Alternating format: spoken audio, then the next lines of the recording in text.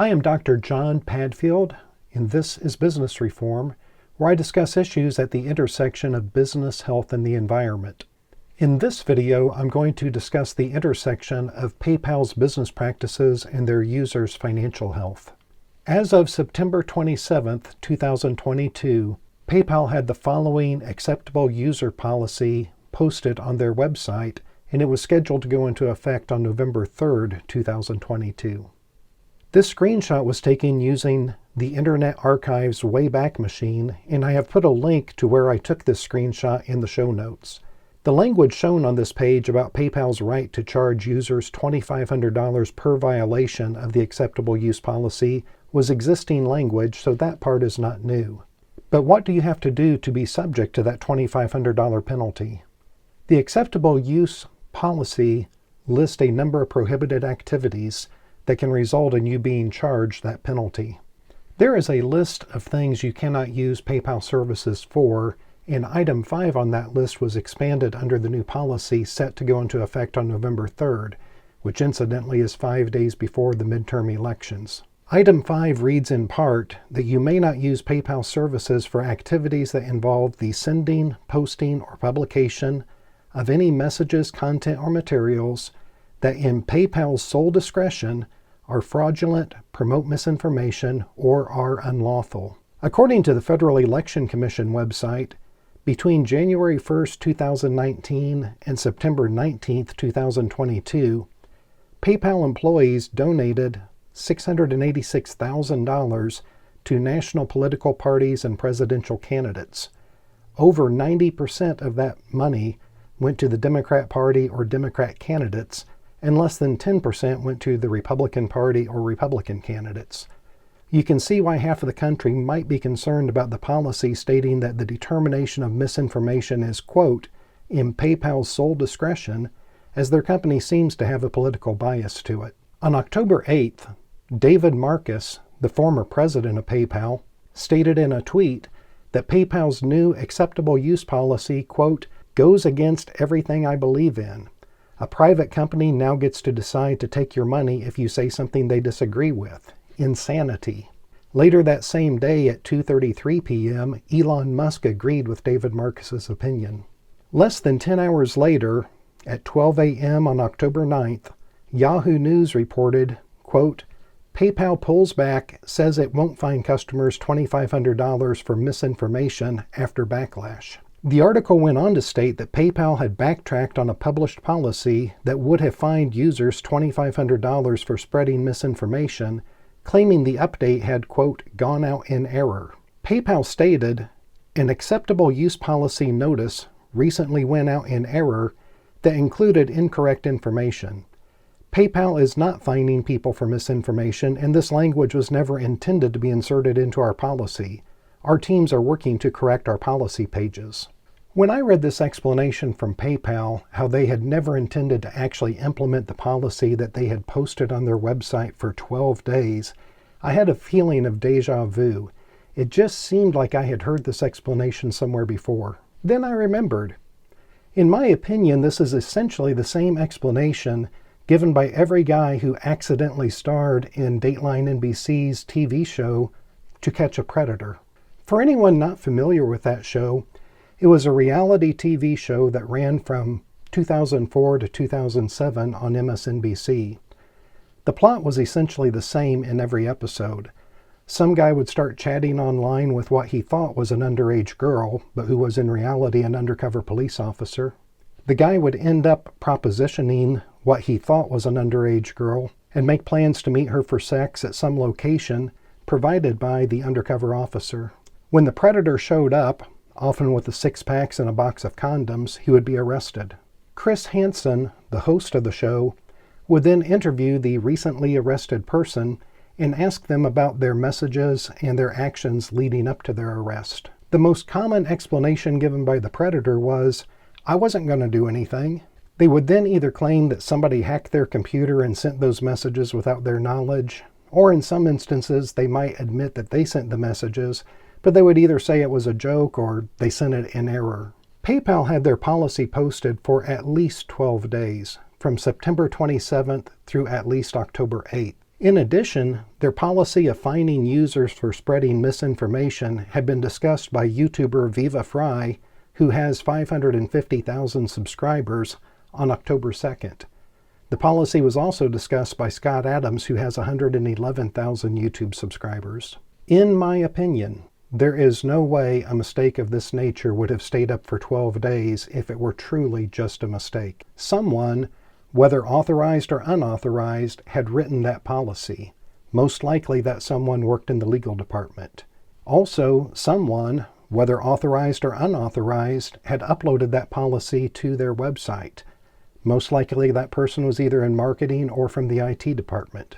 So if I am correct that this policy wasn't really an error in the sense that PayPal claims, what was it? In my opinion, I believe PayPal had every intention of implementing this policy that they had posted on their website for 12 days. But they changed their minds when they clearly saw this policy was going to literally kill their company. On July 19, 2021, PayPal Holdings stock price closed at $308.53 per share. Their stock lost a lot of value over the next 9 months, and by March it was trading for less than $100 per share. As of October 10th, their stock closed at $80.70 per share, a 74% drop from just 15 months earlier, but it gets much worse. I teach graduate courses in data analytics, and whenever I'm doing research, I like to look for trends in Google searches to see what's on people's minds. I looked up the number of searches for delete PayPal and for PayPal alternatives over the past 3 years. And I saw both of these search terms saw an enormous spike in the days leading up to PayPal suddenly discovering somehow someone had posted an erroneous policy on their website. Russell Brand frequently talks about the power people have when they unite, and why some people seem to want to keep everyone fighting about race and gender and other issues to prevent us from unifying. I believe PayPal's reversal of their stated policy to fine people for sharing their opinions that PayPal disagrees with and deems misinformation is a shining example of the power of individual people to bring about rapid change when people unite. If your company's stock is already down 74% in the past 15 months, and you see a massive spike in people searching for how to delete their account with your company, and for a list of your competitors that they can take their business to, you're in a world of trouble. In my opinion, it wasn't David Marcus or Elon Musk or Viva Fry or Scott Adams that forced PayPal to make this reversal of their policy. I believe it was all the individuals that listened to those leaders, the people who individually made the decision to cancel their PayPal accounts. Those are the people, I believe, that prompted PayPal into making this change. To the leadership at PayPal, I would highly recommend you all to read Dr. Stephen M.R. Covey's book, The Speed of Trust. He gives great advice about building trust, and in my opinion, you have violated nearly every principle he espouses. Dr. Covey talks about the 13 behaviors that build trust, including talk straight, be transparent, get better, and be accountable. And finally, I want to say something about Snopes.com, who did a fact check on the question about whether PayPal was planning to fine users for misinformation. I am recording this video on Friday, October 14th, and I find it incredible that I had to go to the Internet Archive Wayback Machine to find the fact check that Snopes.com did on this subject. The fact check was done on October 10th, and then it was deleted within days, so that today I had to go look for it on the Wayback Machine in order to find a copy of that fact check. If you read the entire story that Snopes wrote, my only real issue is their dismissive language, such as, here's what you need to know about a since-deleted document supposedly outlining changes to the platform's user agreement. Because that, quote, since-deleted document on PayPal's page was up for 12 days and it was posted on their page, there's no supposedly about it. That was the fact. Likewise, another part of the story reads, quote, spurring headlines and messages to Snopes asking what exactly the purported changes could mean. Again, this was an official policy posted on PayPal's website for 12 days. There was no purported changes. These were real changes. Snopes had access to it. In their article, they mentioned going to the Internet Archive Wayback Machine, just as I did, to get a copy of exactly what PayPal had posted. So there is no supposedly or purportedly. This type of language is dismissive. It tries to minimize the impact by softening it and putting some equivocation in there, like maybe it's true, maybe it's not, purportedly this was going on. No, this is what PayPal said they were going to do. But my biggest problem with Snopes is their headline, which simply read, "No, PayPal isn't planning to fine users $2,500 for posting misinfo." I believe Yahoo News, the Epoch Times, the New York Post, and the Washington Times all summarize the situation better by saying PayPal reversed or pulled back on their policy because they had that policy showing on their website for at least 12 days. The headline of the Snopes article made it sound like it was just some crazy conspiracy theory that someone imagined PayPal was going to do this. If you read the entire Snopes story, they acknowledge the facts of the situation, and they even mention that they asked PayPal for details about how this happened. But they said all they got back was a boilerplate response stating what had already been shared with them about it was an error. In my opinion, the Snopes headline to a story they have since deleted was condescending, and it did not accurately portray the contents of the story itself. However, many people only read the headline and would have missed what was in the story. A recurring theme to my videos is choose wisely.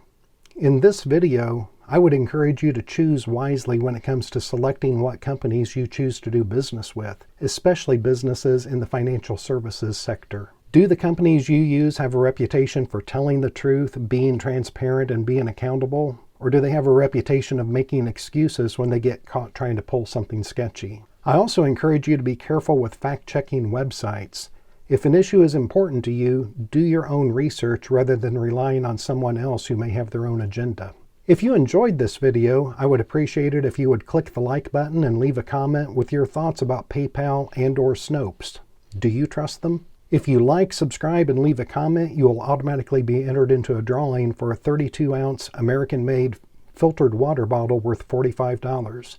I'll be giving away 5 of these water bottles as I hit milestones on my subscriber count. Thank you for watching, and remember, choose wisely.